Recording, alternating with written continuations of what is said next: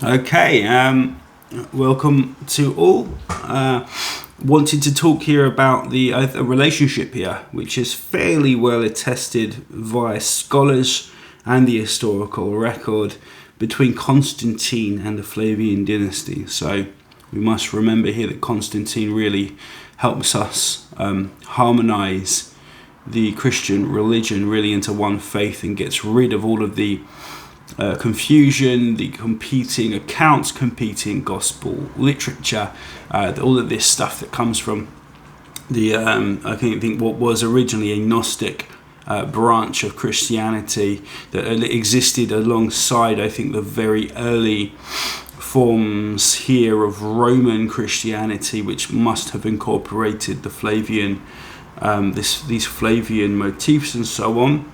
And of the eventual writing of Luke's Gospel, I would say, 100 plus years after the supposed time of Jesus Christ.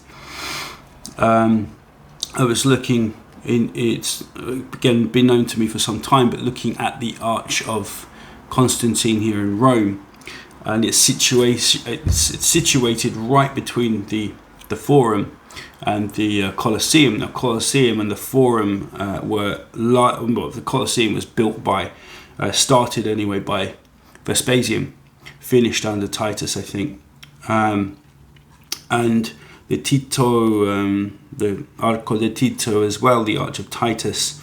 These arches, both very close to each other, Constantine's and Titus's, and placed right. He looks as though Constantine was really trying to establish himself again very closely to the Flavian family with this situation here of his arch right between two of the most important building projects of the Flavians.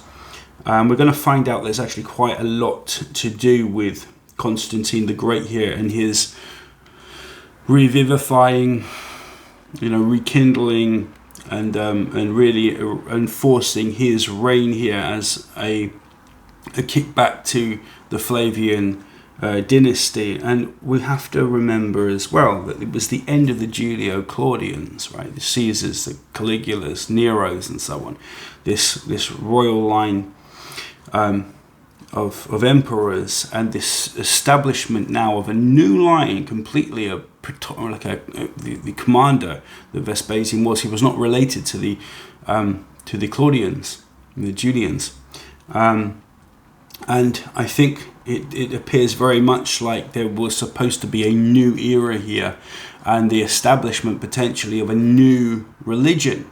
And the notion here that Titus, as we've explained before, was seen in his time as the new Jewish Messiah. The Jews had predicted Titus's reign. So there's a link here between the new Messiah, this new Messianism, and Titus. So we're going to go through just a couple of pages here, just cliff notes really on the emergence of Constantine, this new religion, but his hearkening back to the Flavians, which is so important for this study and this thesis. So here we go.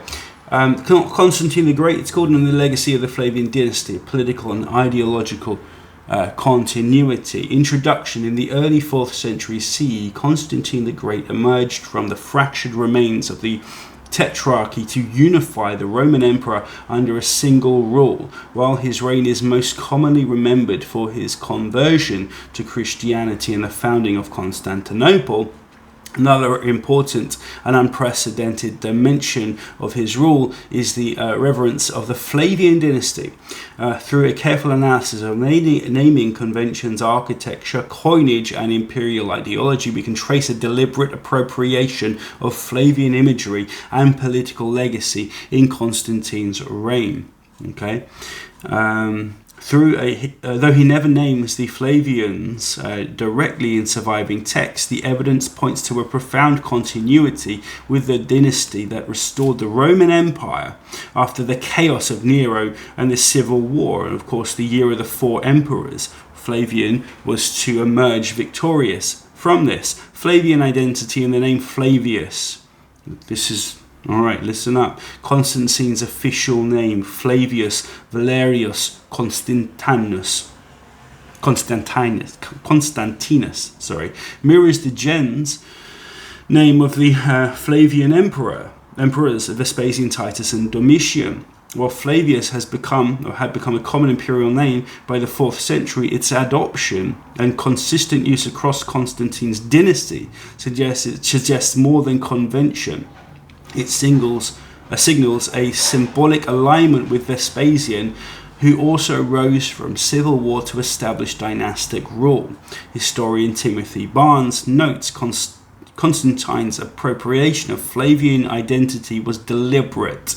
The name Flavius was revived not as a family tradition, but as dynastic propaganda. Constantine and Eusebius, page 32. So 2, architectural homage, Constantine's arch in the Flavian model. The Arch of Constantine, 315 CE, erected to commemorate Constantine's victory at the Milvian Bridge, is a central example of Flavian influence. While the arch incorporates spoiler from emperors like Trajan and Marcus Aurelius, its form and ideological message echoes the Arch of Titus. All right, so these 2 arches, again, very close together, and he's situated the Arch of Constantine right where it's most important if you're going to pay homage to yourself, but also to these Flavians. Both arches celebrate military triumph as divine favor and centralize the emperor as restorer of peace. The Arch of Constantine's inscription praises him as acting instincta in divinitas mentis magnitudine by the inspiration of divinity and the greatness of his mind, echoing Flavian language of providential rule. Paul Zanker observes Constantine's appropriation of earlier imperial imagery was deliberate continuity, not lack of creativity. The power of images in the age of Augustus. Coinage, again, Titus mints all these coins with the first Christian images on them. Seem to be appropriated by Christians. Divine legitimacy and dynastic messaging. Perhaps the most compelling evidence of Constantine's reverence of the Flavians is his coinage. He minted coins using titles such as Restitutor Orbis. Apologies, I'm not reading these before I do these videos, and I should. Restorer of the world, a Flavian-style epithet recalling Flavian's post-Civil War restoration. And this restorer of the world is Jesus, has strong sentiments with Lucan-like language, and this the saviour of the world kind of thing. Coins also depict Constantine's deified father, Divis Constantinus, a mirror of Divis Vespasian and Divis Titus coins.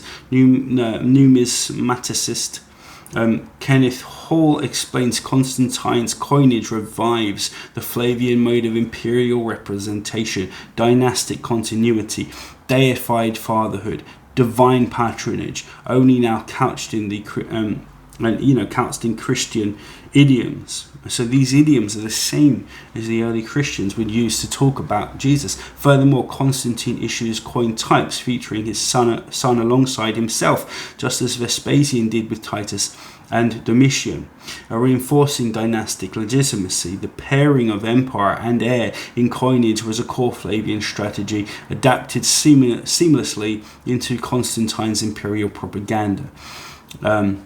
Eusebian typology and the Christian Flavian Eusebius, Constantine's court biographer, draws out the top. So it's great. Constantine's court biographer draws out the typological messaging behind Constantine's reign. So Eusebius is doing this now. Though Eusebius never names the Flavians, his depiction of Constantine as a divinely favoured restorer, a moral reformer, and founder of a godly dynasty strongly parallels Suetonius' portrait of Vespasian in Life of Constantine.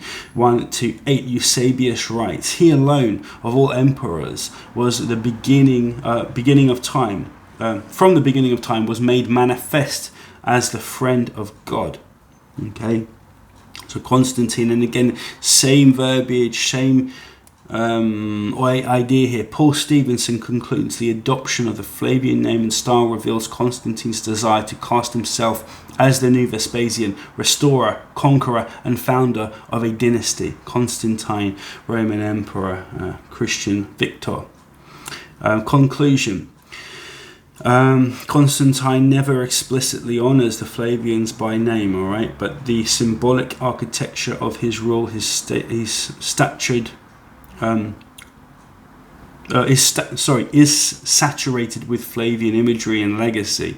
In name, coin, monument, and message, Constantine styled himself as a Christianized Flavian, restoring the empire after disorder, founding a dynasty, and receiving divine favor. His revolution was not a break with Rome's imperial past, but its reinterpretation. Okay, I'm going to write just a little more here. I hope we're not going to run too far long. Coinage, divine favor and dynastic continuity.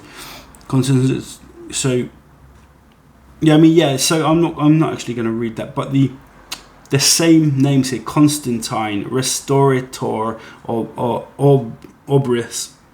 The icons here of globe, the idea of ruling the globe here, global dominion, Jupiter-like rule in the Flavians. And the order from chaos kind of attitudes here, legitimization of a post-Roman war, all fit rather neatly with this.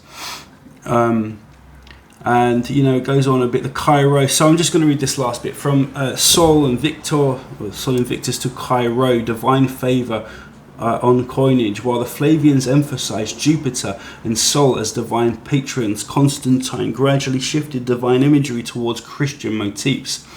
Early coins show Sol Invictus echoing Domitian's solar cult, but by the 320s, the Cairo and Labarium symbols begin to appear. Divine sponsorship remains central, but the divine being here is being kind of shifted, being changed. Lots of solar iconography here. Constantine saw in the Flavians a model of legitimizing dynastic rule after civil war, of course. Only now the divine favor came from Christ, not Jupiter. This is from Paul Stevenson again. The conclusion.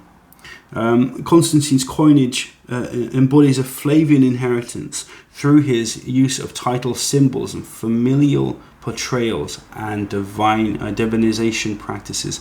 He adapts and reinterprets the imperial propaganda templates first perfected by Vespasian and his sons. Though the theological message evolves, the ideological structure remains. The emperor is divinely favored, the empire is restored, and the dynasty is secured. In these coinages. I'll leave that there.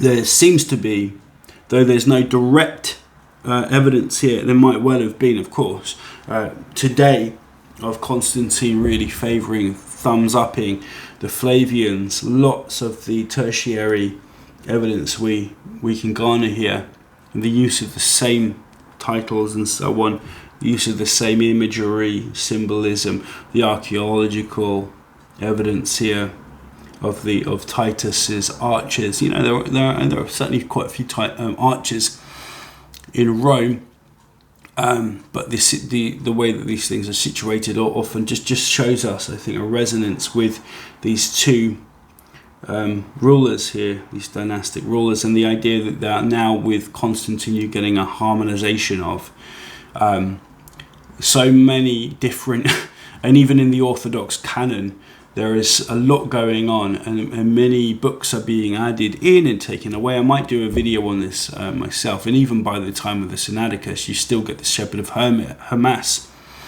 and the Gospel of Barnabas in those Gospels. The first Gospels we have in complete form still aren't entirely harmonized into what we have today. So there was a lot going on. Lots of early Christians are sporting evidence of, sporting gospels that don't appear in our current gospels. These are considered church fathers, and it takes a while for this all to stabilize. I think there might be a core here, though, as Creating Christ authors and Joseph Atwell, as well as Caesar's Messiah, demonstrate that there was some kind of core here that the eventual Gospels incorporated, and that they're playing tricks, they're being subtle, they're basically trying not always just to play tricks, but trying to harmonize a new messianic message, playing a few Roman tricks. But I think it's reasonable here to say that this is probably the strongest evidence we have of early Christianity, which harmonizes nicely with the early stuff and that branches off from Old Testament and Jewish ideas and thinking into now a gospel formula which is mythic, which is almost completely mythic, which requires no real Jesus of Nazareth. I think it's a whole cloth concoction. We do see Jesus as like Ben Ananias and Yeshu HaNotzri. So these guys did exist. Why not just say that these are some of the material that might have made it into the Gospels is linked somewhat to some of these historical characters. Jesus ben Gamala as well, and the fighting that went on specifically at the same time of these tax disputes which led to the revolt and the rebel Jesus ben Gamala. These guys existed. That's fair to say. They're mentioned and they're talked about quite, in some regards, quite voluminously by Josephus. But I'll leave that there. 17 minutes in. Yeah, I think that's enough for today. Enjoy your days, guys. Enjoy. Have a good time. I'll be back soon. All right. Peace out.